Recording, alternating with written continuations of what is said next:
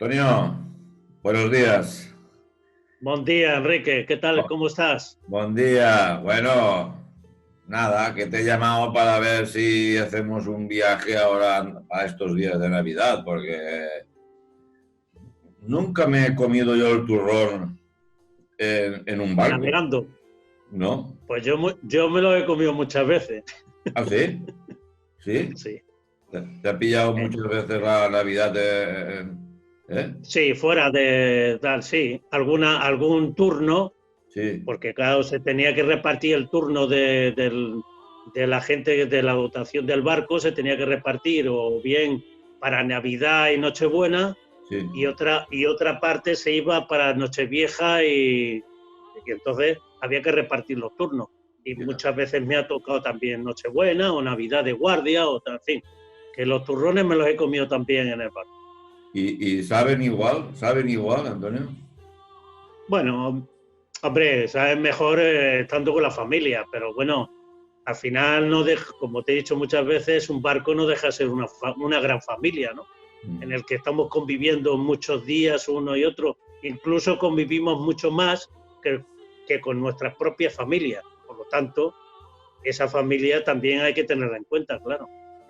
Pues en este caso excepcional que estamos actualmente, eh, para un marinero como tú, que venga estas Navidades con la pandemia y con estas restricciones, pues no te supondrá tanto como a otras personas, ¿no, Antonio?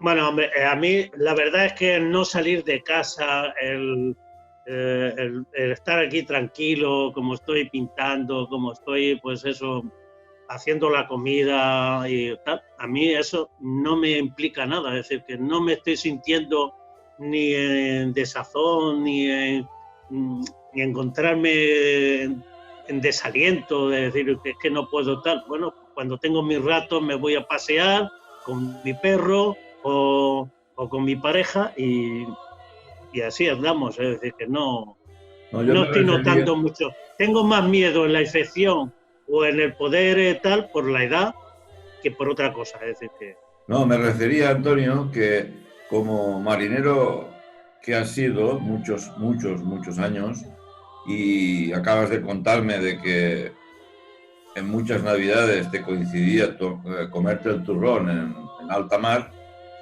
sí. el que te tengas que comer el turrón este año dentro de tu casa y con poca gente, me refiero que no será tan complicado para ti gestionar una noche de estas, eh, estar No, en ahora te casa y entiendo no poder perfectamente. salir. Pues no, la verdad es que no me es ningún. Es decir, yo la cuestión de las Navidades, bueno, la siento como una parte pues religiosa y de recogimiento con la familia, de encontrarte con tus seres queridos y tal. Pero bueno, dentro de lo que cabe, como yo realmente, hombre, echo de menos pues el poder estar con mis hijos, pero vamos, que viéndolo visto, pues si no se puede salir, pues no me pasa nada. Es decir, que otras Navidades será. Por Es eso decir, te he dicho yo que estás habituado ya, o sea, que has tenido experiencias de comerte el turrón sin tu familia, sí. estar en alta mar y posiblemente este año, estas Navidades, tampoco puedas comer el turrón con tu familia, ¿no? Pues posiblemente no. Ujú. Bueno, Pero es lo que hay, es lo que hay, Antonio. El guión de la vida es lo que manda, ¿no? efectivamente. Bueno, vamos a ver, ¿dónde me quieres llevar para comerme el turrón estas Navidades, Antonio? Bueno, pues vamos a hacer un amplio recorrido en varias etapas Mm. en lo que es la cuestión habíamos hablado de los musulmanes, ¿vale? Es la última historia que describimos aquí en este cuaderno de bitácora de un marino en Faura. Y entonces ahora lo siguiente es la reconquista de ese territorio eh, que duró tanto tiempo, a través de nuestra historia marítima, pues la reconstrucción, vamos, la reconquista de ese territorio nacional como es el español. En ese caso estamos hablando del Reino de Castilla. Es decir, también había el Reino de Aragón y el Reino de Valencia, ¿no? Pero bueno, vamos a empezar primero por el Reino de Castilla. Muy bien. Dentro de lo que es y nuestra historia en este momento va a empezar diciendo que es la Marina de Guerra de la Corona de Castilla en la Baja Edad Media. Es decir, la Baja Edad Media se supone que es entre el siglo VIII y el siglo XII. Esa es la Baja Edad Media. Y entonces ahí podemos decir que la localización y la distribución geográfica de la península ibérica ha sido a lo largo de los siglos determinante en las relaciones con el mar. No dejamos de ser un país, una península que está rodeado de mar, es decir, menos por la parte de los Pirineos, realmente estamos rodeados de mar.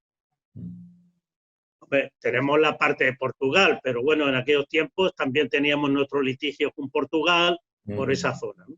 Bien.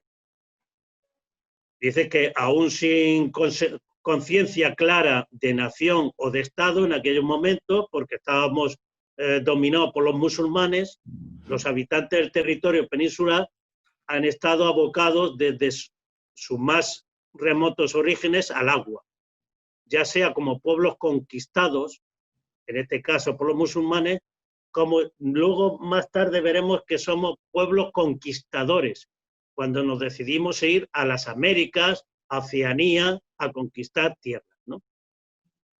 En esta época, el Reino de Castilla, que no era nada más que un vasto territorio continental, disponía no obstante de una línea costera larguísima que iba desde las estribaciones pirenaicas hasta los límites luso-galaicos.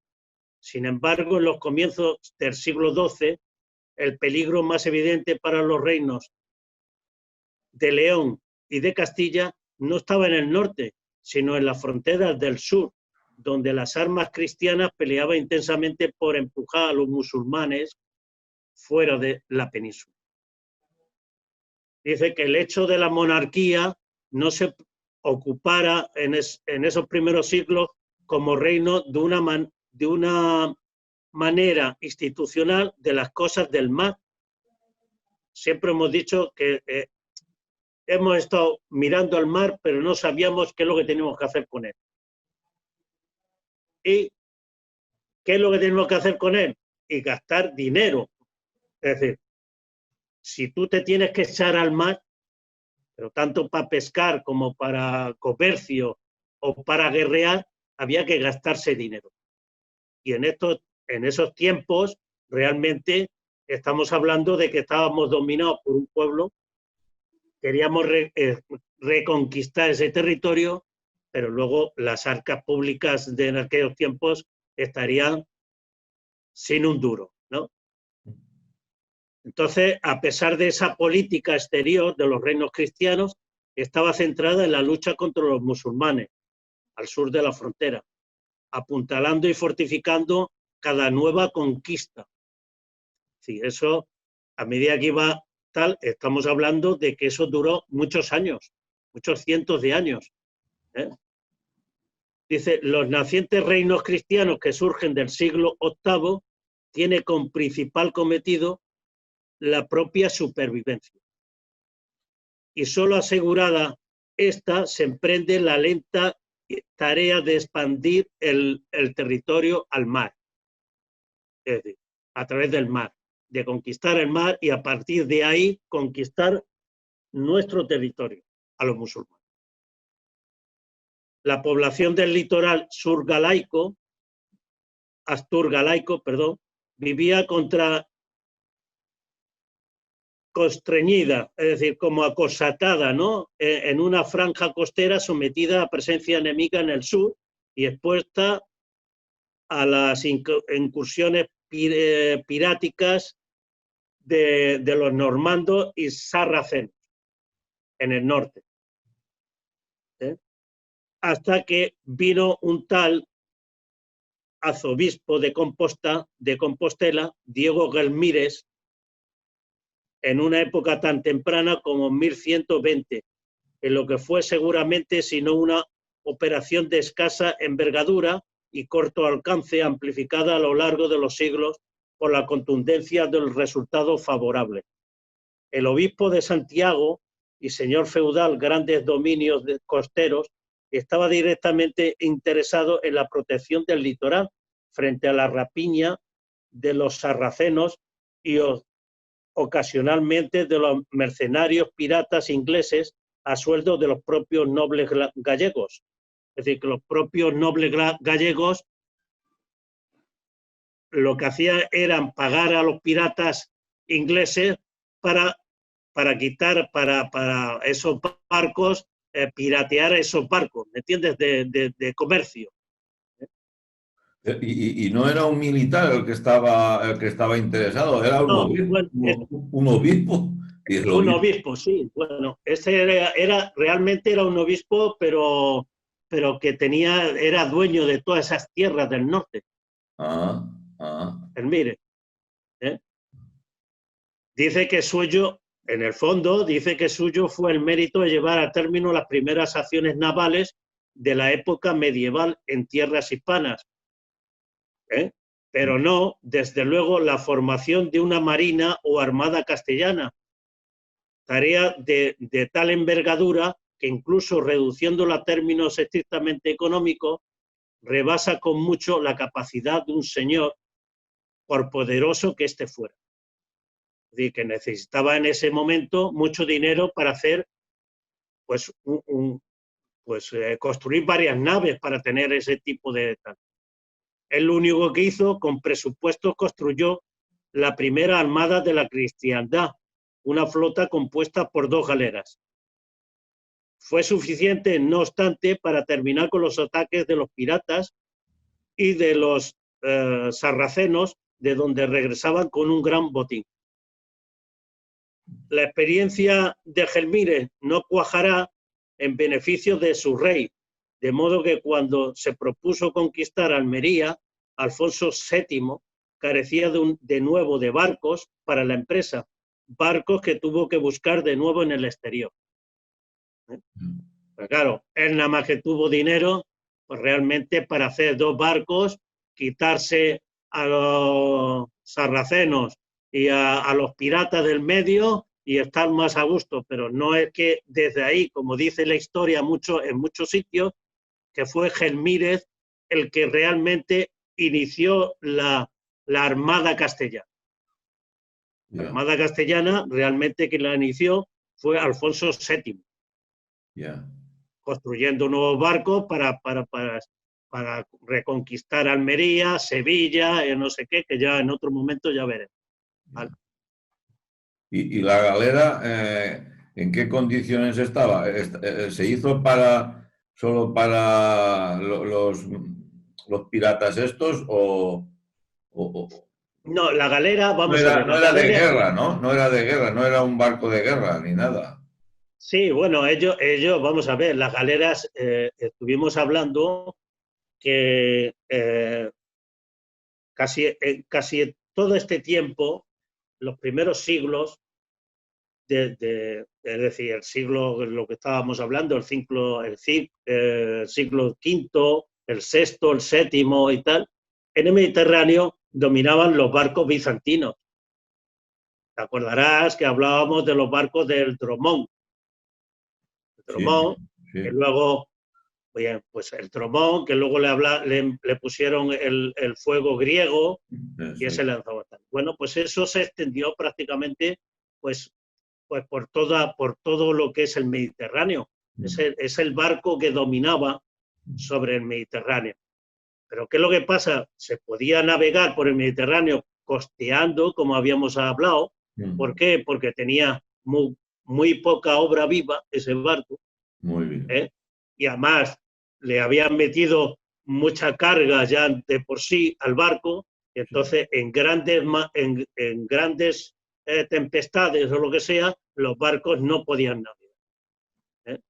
Bien. Entonces, esa galera realmente con pequeñas modificaciones, no en sí del barco, pero sí de su estructura. Hablamos de que el barco normalmente iba con tablazón trincado, es decir, superpuesto uno sobre otro, que eso se cogió de los propios vikingos. Los vikingos fueron los que realmente hicieron el barco trincado. Y entonces, en el norte, la galera se convertía más en un barco parecido al drácar vikingo, y en el Mediterráneo la galera se convertía o se parecía mucho más a un barco parecido al dromón bizantino. Eso Es decir, quería que cada preguntar. cogía. Eso quería preguntarte, Antonio. Como la armada esta estaba en dos frentes, porque por el norte y por el sur, las playas, el mar es diferente, muy diferente del Mediterráneo. Claro, por eso los barcos ellos lo copiaron. Las galeras del norte las copiaron de los barcos vikingos, que tenían mucho más panza, eran más navegables, tenían más obra viva, ¿entiendes? Luego la adaptarían todas las armas de guerra, es decir, las arpas, el no sé qué, el lanzallamas, lo que quisiéramos, eso se le incorporaba al barco. Pero navegaba mucho mejor en malas mares, ¿entiendes? Sin embargo, en el Mediterráneo utilizaban más el barco de plano, porque normalmente el Mediterráneo es más tranquilo, el mar, aprovechaban mucho más el velamen de las velas y tenían más remos. Entonces, por eso es lo que eran más largos. ¿Tú te acuerdas que estábamos hablando de que normalmente el barco bizantino, el dromón, era un barco trireme normalmente, y entonces tenía mucha eslora. No era mucha manga, y sin embargo el barco vikingo tenía más, casi en comparación, tenía más manga que eslora. No es que fuera redondo, porque los barcos no son redondos. Sí. Es decir, una comparación, es decir, Sí, si sí. tienes 25 metros de eslora, pues a lo mejor el barco vikingo tenía 8 de manga. Y sin embargo en el otro tenía 35 de tal y a lo mejor tenía 5 de manga. Es decir, la diferencia es mucho más grande. ¿Entiendes? Hablando a un término más que no tan marino, o sea, sería más estrecho el Mediterráneo, Eso es. sería más estrecho. Y en Sí. los mares del norte, pues Pues más tenían que ser ancho, más ancho. más anchos, más anchos. No, pero por la cuestión de navegación, ¿me entiendes? Sí, sí, sí, sí. Era porque lo requería el mar, lo requería Claro, el mar, efectivamente. no era por otra cosa, ¿eh? Eso es. Y bueno, a partir de ahí es cuando empezó la Marina de Guerra, ¿no? De Castilla. Claro, efectivamente. Luego empezó la Reconquista, que luego ya en otro día hablaremos de qué es lo que pasó con esa Reconquista y tal. Bueno, aquí estamos hablando de Castilla y de que el control de Castilla ejerce sobre la costa del Miño de Bidasoa, se va consolidando a medida que crece la actividad mercantil, que es lo que ellos buscaban. Lo que realmente buscaban era tener unas conexiones con el norte de Europa, porque si todo lo que era la península y la parte del Mediterráneo estaba dominada por los musulmanes, pues por ahí no podían navegar, ¿me entiendes? Entonces aprovecharon que esa parte de Asturgalaico estaba en poder, no estaba en poder de los musulmanes, y por ahí podían tener el comercio con el resto de Europa. Entonces, pues les llegarían armas, les llegarían espadas, les llegaría todo lo que les llegaría, ¿no? La comida, no sé cuánto. Entonces, eso era muy importante, el papel llevado a cabo por las 4 villas de la costa del mar se incrementa aún más al incorporarse progresivamente a la actividad mercantil, núcleos vascos, de modo que se consolida una extensa área litoral que se conocerá como la Marisma de Castilla, con el alcance del territorio referido.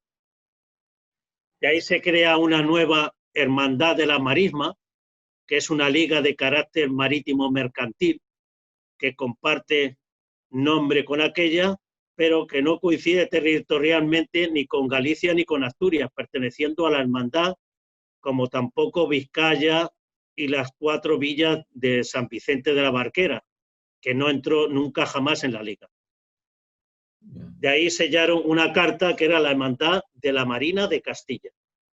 Y ahí es donde realmente, ahí es donde se creó la Marina de Castilla, donde se unieron, pues en esa hermandad, al menos inicialmente estuvieron Santander, Laredo, Castrourdiales, Bermeo, dice, la excepción del país, del territorio vasco, pero también estuvo Guetaria, San Sebastián, Fuentebarravía y Vitoria, que eran destacados núcleos de comunicaciones entre Castilla Interior y la Marítima. Ya, o sea que ahí es donde inició realmente la Marina de Guerra. Ahí donde fueron los principios. Eso es. Esos son los principios. Bueno, pues muy interesante, ¿no? Bueno, Antonio, Bueno, ¿por qué año sería eso? ¿En qué ¿eh? año estábamos en ese momento, Antonio? ¿En qué siglo? Bueno, ¿en qué En siglo? 1100 y algo. 1100 y algo, ¿no? Sí, ahí es cuando empezó ya y poco a poco nos iremos hacia la popular época de Colón y todos estos, ¿no? Bueno, primero, luego ya No, hablaremos, que me ya refiero que... hablaremos del reino de Aragón, Sí, sí, que tenía toda esa parte de la parte de Cataluña. sí, sí, Luego también hablaremos del reino de Valencia, que exactamente. también creó su propia marina. Ah, sí, ¿Eh? sí, Sí, sí, sí. Ah, pues muy interesante esto. O sea que lo que quiero decirte, Antonio, es que lo que nos has contado tú fueron los inicios, ¿eh? Y los luego, inicios. Es y decir, luego, bueno, vamos a conseguir, por ejemplo, dentro de esos inicios, cuáles son cuál fue la verdadera organización de esa marina que se creó en esa hermandad. sí, sí, Dice, porque nos debatimos, pues, en un mar de preguntas que carecen, en su mayor parte, de respuestas cronquetas y de objetivas. Es decir, no eran unas respuestas muy cronquetas. Ellos no sabían lo que iban al mar, ¿no? Entonces, ellos realmente, esas preguntas que se hacían no eran muy poderosas en el asunto de lo que se tenían que gastar, de lo que tenían que hacer esa normativa, dónde les llegaría, dónde tal. Es decir, estamos hablando de que son unos pueblos que nunca habían hecho nada organizativo. ya, ¿Eh? ya. O Y sea, entonces Castilla, que era un poderoso reino abierto a sus mares, indudablemente tuvo que contar desde los albores del incipiente Marina de Guerra con normas de reglamentación que ordenaban todas las circunstancias que iban a rodear el armamento de la flota, ya sea de forma genérica como otras disposiciones parciales que lo contemplaran. No podemos entender de otro modo, de igual manera que la corona de Aragón, integrada por reinos de eminente tradición marinera, por eso te estaba diciendo que tendremos que hablar de esa, es decir, Aragón sí estaba más echado al mar, no porque Aragón tuviera el mar, pero sí es verdad que a través del Ebro llegaba al Mediterráneo y entonces tenían mucho más ya tenían experiencias, ya tenían más experiencia experiencia, sí, más experiencia en la cuestión marítima, quiere decir. marítima, claro, claro, experiencia en la cuestión marítima. Bueno, pues Antonio, muy interesante, porque empezar a hablar por los orígenes de nuestra armada, pues, porque la gente, todos se van a la época de Colón y de Magallanes y de todos estos, ¿no? Pues hombre, pero pues son los grandes descubridores, Enrique. la gente más Pero popular, es la gente más popular. Pero para llegar ahí se tuvo que pasar 400 años. ¿Eh? ya, pero Y, por ejemplo, vamos a y- ver, mira, por ejemplo, Gelmírez, que estábamos hablando del arzobispo, mm, Gelmírez realmente tuvo, como no había nadie que supiera hacer barcos, eh, estamos hablando de nuestros antepasados, pero en el fondo son gente de visigodos, ¿me entiendes lo que te quiero decir? mm, No tenía, es decir, eran pueblos guerreros de tierra, mm, no tenían. Entonces la cuestión es quién le hace un barco. Gelmírez se tuvo que poner, para que le hicieran dos galeras, tuvo que traer a un gran constructor de barcos de Génova. ya, ¿Eh? ya. En aquellos tiempos, cuando musulmanes, por ejemplo, dominaban el territorio, la parte sur del Mediterráneo, todo el norte de África, la península ibérica y todo lo que es la parte asiática, Mm, pues eso, los más incipientes eran en aquel momento Venecia y Génova, que es donde tenían las dos grandes marinas que había en el mundo en ese momento. Entonces, pues entonces él dijo, pues me tiene que construir dos galeras. Si es que aquí nadie sabe construir, qué es lo que tenemos que hacer con la madera, cómo la tenemos que ensamblar, cómo tenemos que construir ese buque. Pues tuvo que traerse un genovés para que se lo hiciera. ya, ya, ya, ya, ya. ¿Entiendes? Muy interesante. Igual, estos italianos igual te hacían un violín que te hacían un barco, ¿eh, Antonio? Claro, claro, efectivamente. Bueno, pues Bueno, hemos ido un poco rápido, ¿eh? Yo me hubiera gustado tal, pero bueno, yo sé que no, tampoco tenemos mucho tiempo, no tenemos mucho ¿eh? tiempo, el tiempo ya casi ha caducado, ¿eh? Claro, Pero lo importante, como te he dicho antes, es iniciar lo que es la historia de nuestra Armada, ¿no? De la Armada de Guerra, la Marina. Bueno, en próximos capítulos iremos avanzando durante las épocas distintas de esta, de esta Marina, ¿no? Porque ya te he dicho antes que lo más popular para nosotros es los descubridores estos, ¿no? ya. Pero como todas las cosas, cuando un proyecto termina bien, hay que saber de dónde viene, ¿no? De dónde viene. Y en este Hombre, hay caso, que ver los orígenes los de ese orígenes, comienzo. de dónde Claro, viene, ¿no? efectivamente, porque, Y todo, claro, todo el mundo decía, bueno, tal, ¿y cómo se fueron con las carabelas a no sé dónde, a no sé sí, cuánto? Bueno, pues sí, hay que ver cuál, quién fue el constructor de esas claro. carabelas, Pero para qué llegar, tipo de barco era. pero para llegar, Antonio, al año 1500, que creo que fue más o menos cuando Colón y Magallanes, 1492. 1492, tuvieron que pasar 400 años para llegar ahí. Claro, ¿Me entiendes? no, O sea efectivamente. que ahí hay mucha historia, ahí hay mucha historia Hombre, muchísimas. Y para aquí, llegar ahí. bueno, vamos a ver, yo estoy empezando un poquito a definir, vamos a ver, aquí lo que habíamos hablado, Enrique, es de hablar de barcos, de hablar de formas de vivir en un barco, de cómo se, ¿me entiendes? Es decir, he querido tratar un poquito el asunto de los comienzos de esa marina, porque Claro, creo claro, que es el comienzo de claro, lo que hoy vivimos. claro, claro, Es claro. decir, ¿entiendes? A partir de ese reino de Castilla o ese reino de Valencia o ese tal, estamos hablando de lo que hoy somos en este país. Entonces, creo que ese es más importante. Yo anteriormente no me he metido con lo que vivía en la península, porque bueno, eran pueblos visigodos, pueblos vándalos, pueblos no sé qué, alanos, qué tal. Bueno, una multitud de pueblos que vinieron del norte y qué tal, pero que no nos decían nada en lo que era a lo que venimos a hablar aquí, de la Marina. ¿Eh? La Marina sí, a partir de ahí de este comienzo, sí sabemos que se crea una marina de guerra, ¿eh? O una marina en un momento mercante.